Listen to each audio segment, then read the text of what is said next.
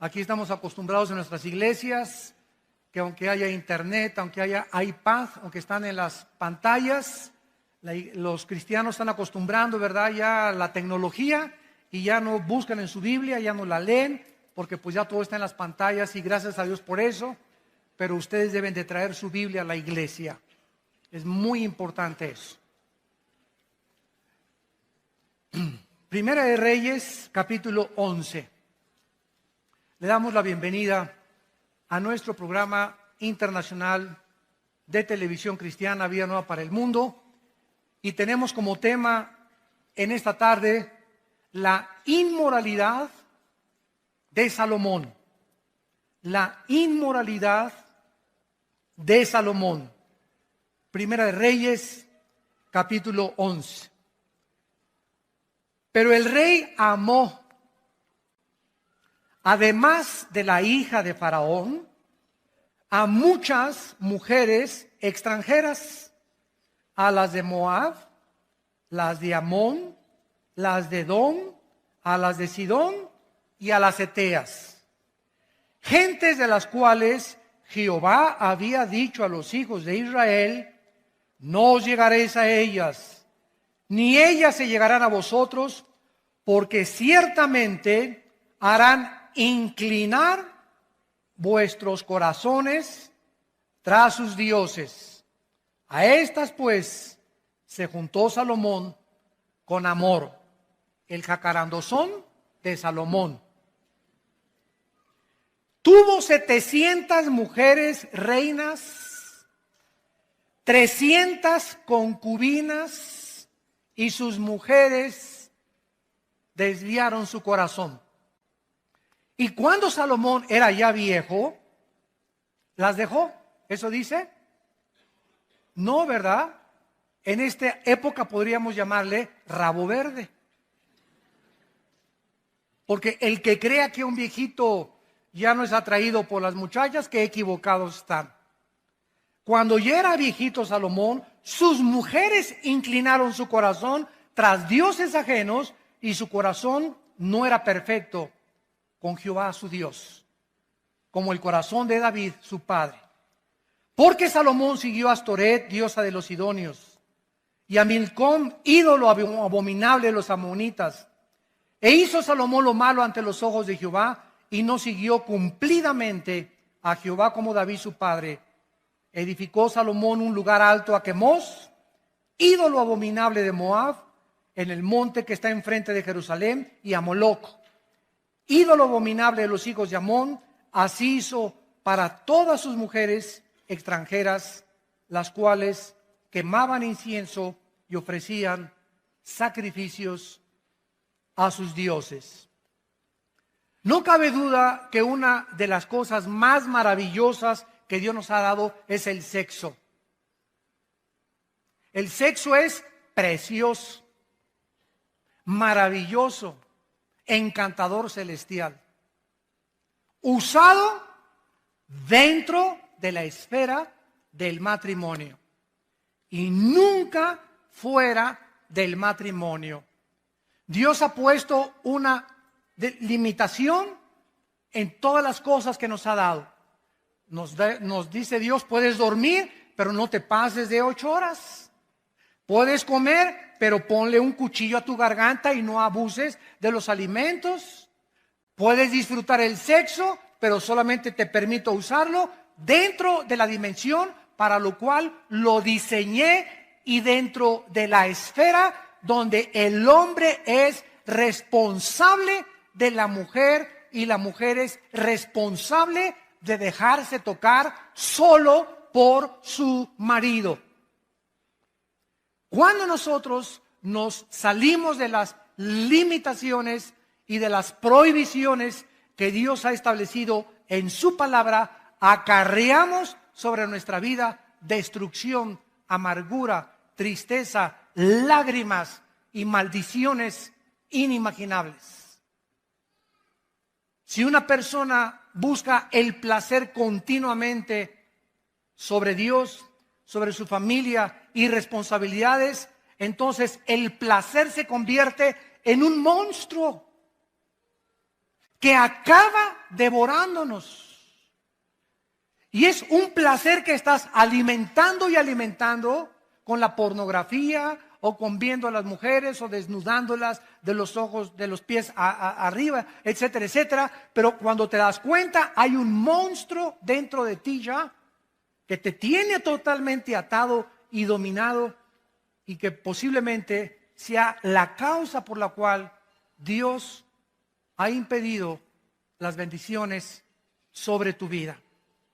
De la misma manera, las riquezas y el lujo no son pecado. No es pecado ser rico, ni ser millonario, ni tengas envidia porque un hermano llega en un Mercedes-Benz, o porque un hermano llega en un BMW, o porque alguien trae un Ferrari. Si la envidia fuera tiña, como dice el dicho mexicano, ¿verdad? ¿Cuántos estarían tiñosos?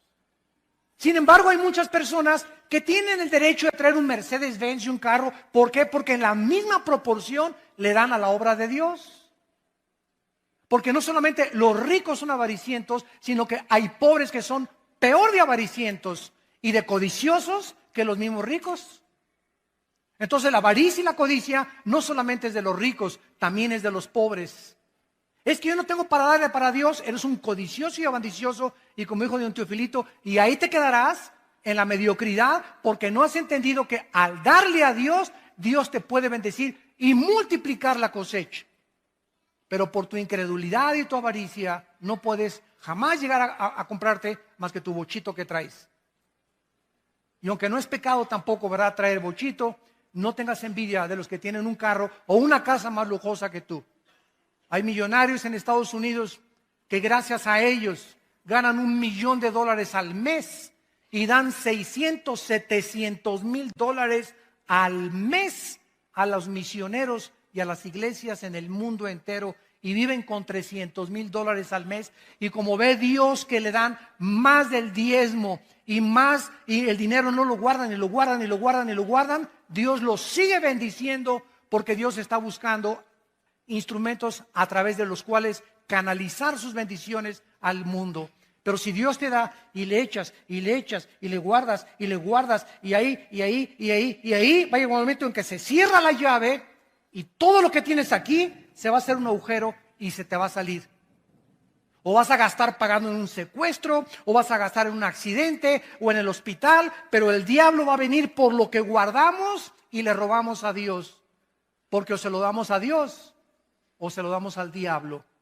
Y más vale que se lo des a Dios, porque el devorador viene a arrebatarnos lo que ya perdió, la bendición sobre Dios. La vida de Salomón es un ejemplo poderoso y trágico de lo que le puede suceder a cualquier persona que se abandona a los placeres de la vida y se olvida de Dios.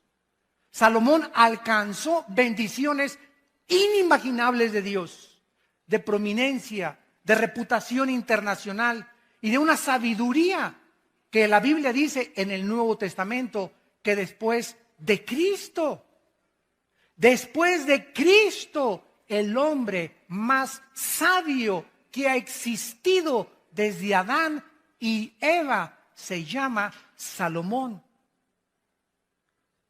Pero los placeres y el lujo acabaron con los talentos y los dones que Dios le dio a Salomón y comenzaron poco a poco a minar su corazón hacia Dios, a debilitar más y más su carácter, acabando por destruir su vida espiritual. Vamos pues a nuestro pasaje y vamos a analizar en primer lugar las dos principales causas de la caída de Salomón. Y antes les recuerdo lo siguiente. El hombre más sabio de la historia, Salomón, y el hombre más fuerte de la historia no fue Charles Atlas ni Rambo, fue Sansón. Al hombre más sabio de la historia y al hombre más fuerte de la historia los derrotó una mujer. Y las mujeres, por otro lado, se podrán dar cuenta el poder tan grande que existe en ustedes sobre nosotros. Una mujer derrotó a Sansón, Dalila, tu sobrina, y a Salomón, no solamente una, ¿verdad?, sino que se sirvió con la cuchara grande, como lo vamos a ver. Bueno, dice aquí en el versículo 1, el rey Salomón amó, además de la hija de Faraón, o sea que tenía corazón de condominio. Además de la hija de Faraón, y había mucho en aquel tiempo de matrimonios políticos. Los reyes muchas veces casaban con la hija del rey de Francia, con la hija del rey de Inglaterra, o con la hija del rey del Líbano, etcétera, etcétera, para hacer en aquel tiempo alianzas políticas. Y muchos matrimonios eran forzados. Solamente se casaban, ¿verdad?, por mantener una alianza política y unirse política y diplomática y económicamente como naciones. Salomón, además de la hija de Faraón, amó a muchas mujeres extranjeras de Moab, de Amón, de Edom, de Sidón, a las Eteas. En el libro de Éxodo capítulo 34, Dios había prohibido a los reyes, a los que le conocían como Jehová, a los que habían entendido que eran regidos por leyes, aparte civiles, leyes espirituales, les había prohibido lo siguiente. Éxodo 34, versículo 12, guárdate, les dijo Dios, de hacer alianza con los moradores de la tierra donde has de entrar, para que no sean tropezadero en medio de ti. Derribaréis sus altares, quebrantaréis sus estatuas y cortaréis sus imágenes de acera, porque no te has de inclinar a ningún otro Dios, pues Jehová, cuyo nombre es celoso, Dios celoso es. Por tanto, no harás alianza con los moradores de aquella tierra, porque fornicarán en pos de sus dioses y ofrecerán sacrificios a sus dioses y te invitarán y comerás de sus sacrificios, tomando de sus hijas para tus hijos y fornicando sus hijas en pos de sus dioses. Harán fornicar también a tus hijos en pos de los dioses de ellas. En el Nuevo Testamento, en 2 de Corintios capítulo 6. Para que no diga alguien, eso fue para el pueblo de Israel en el Antiguo Testamento. Dice Pablo en la segunda carta a los Corintios, capítulo 6, versículo 14 en adelante. No se unan en yugo desigual con los incrédulos. Porque, ¿qué compañerismo tiene la justicia con la injusticia? ¿Qué comunión la luz con las tinieblas? ¿Qué concordia, o sea, qué acuerdo? ¿Qué sinfonía es la palabra en el griego sinfonesis? Se tradujo concordia. ¿Qué sinfonía hay cuando llega la banda de Huipanguillo a tocar con la Sinfónica Nacional de México? Imagínense la novena sinfónica de Beethoven y llegan a la banda de Huipanguillo, ta, ta, ta, ta.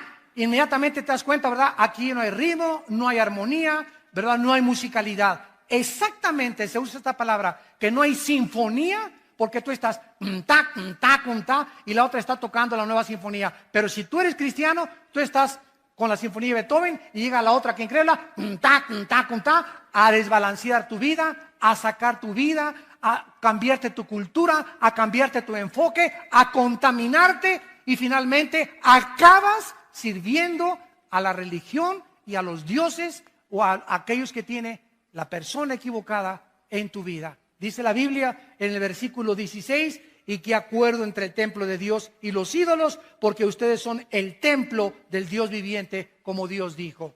Vamos a seguir esto y explicarlo más claramente para que podamos entender y proseguir con nuestra conferencia.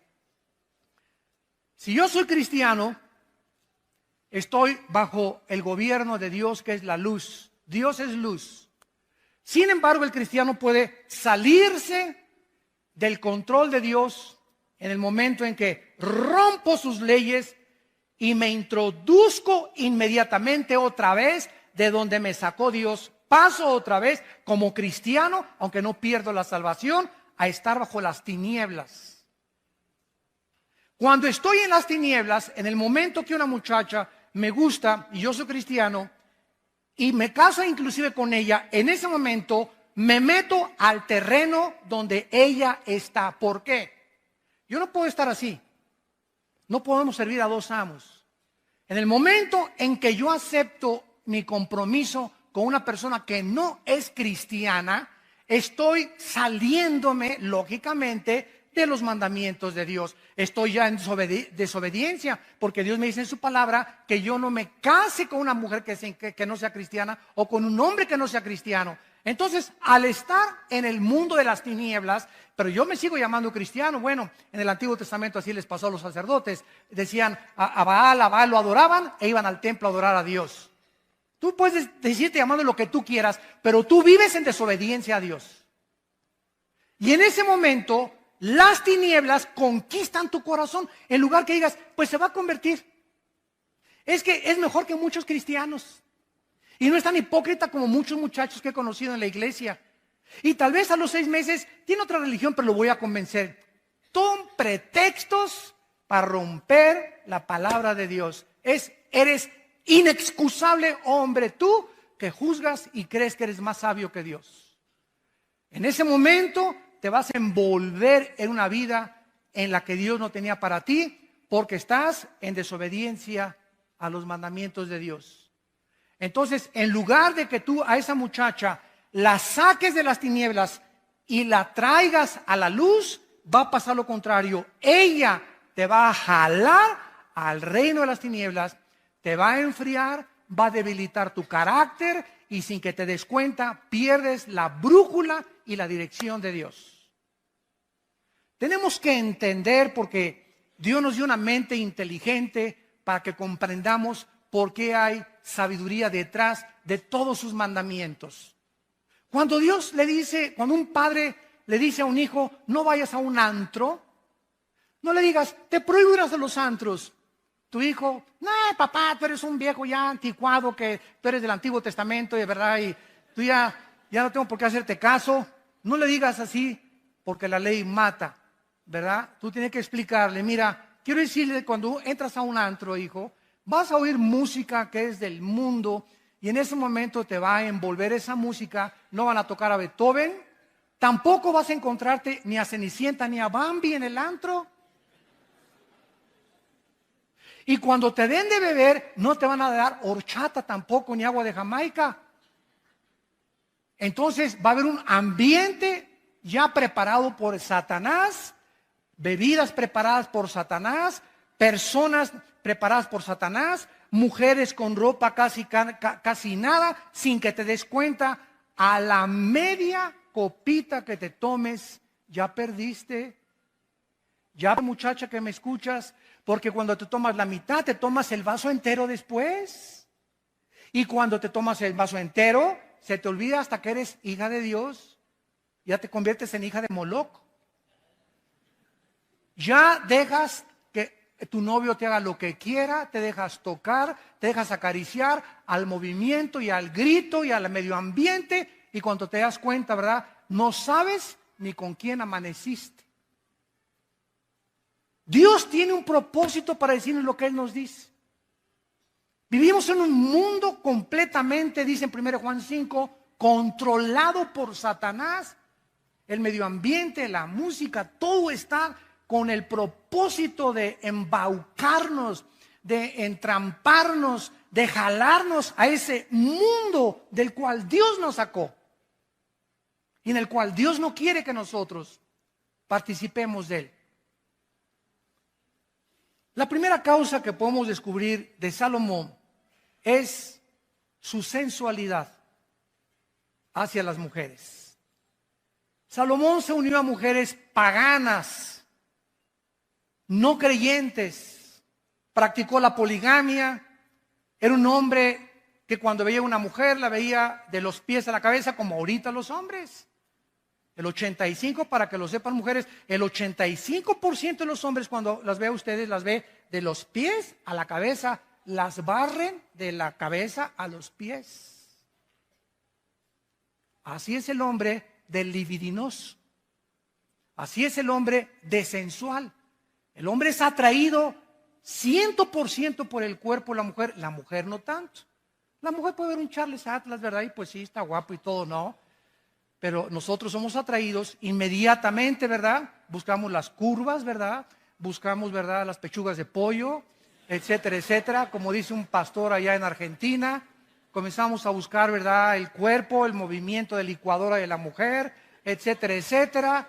Y todas estas cuestiones comienzan a nosotros a atraer nuestros ojos hacia ellas y el hombre se vuelve sensual. El hombre se vuelve débil y comienza su carácter a ser debilitado por causa de su sensualidad. Salomón dijo, oye, está guapísima esta mujer, Miss México, véngase para acá mi niña, aquí, chencheche. No, pero déjame presentarte a Miss Estados Unidos. No, de veras, no, esta está guapa, para acá mi nena también. No, te vamos a traer a Miss Perú.